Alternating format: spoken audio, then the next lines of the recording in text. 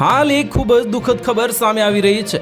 આજે રવિવારે ગુજરાતમાં એક પછી એક એવા 3 અકસ્માતની ઘટના સામે આવી છે। સાવરકુંડલામાં કારે 2 બાઇકોને ઉડાડતા બંને લોકોના મોત નીપજ્યા છે, જ્યારે બારડોલીમાં ઓવરટેક કરવા જતા બાઇક ટ્રક નીચે ઘૂસી જતા એકનું મૃત્યુ થયું છે।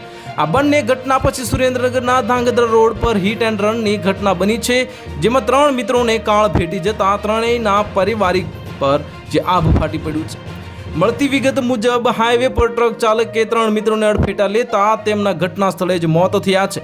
પોલીસે ઘટના સ્થળે જઈને તપાસ હાથ ધરી છે અને ટ્રક ચાલકને કુલ સ્પીડમાં જે ટ્રક ચલાવીને બાઇકને ઉલાળી હતી। આ ઘટનામાં ટ્રક ચાલક અકસ્માત કરીને ફરાર થઈ ગયો છે અને તેમાં 3 મિત્રોના ઘટના સ્થળે જ મોત થયા છે। ટ્રક ચાલક અકસ્માત કરીને ફરાર થઈ ગયા હતા અને પોલીસે સીસીટીવીના આધારે વધુ તપાસ હાથ ધરી છે।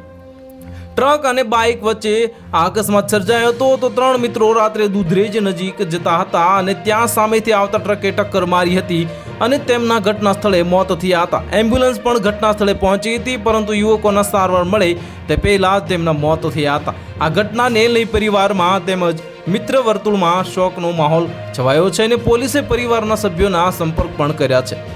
ત્યારે આ ઘટનાના પોલીસે અલગ અલગ રસ્તાના સીસીટીવી પણ તપાસ માટે લીધા છે અને ટ્રક ચાલક કઈ દિશામાં ફરાર થયો તેની પણ તપાસ હાથ ધરી છે।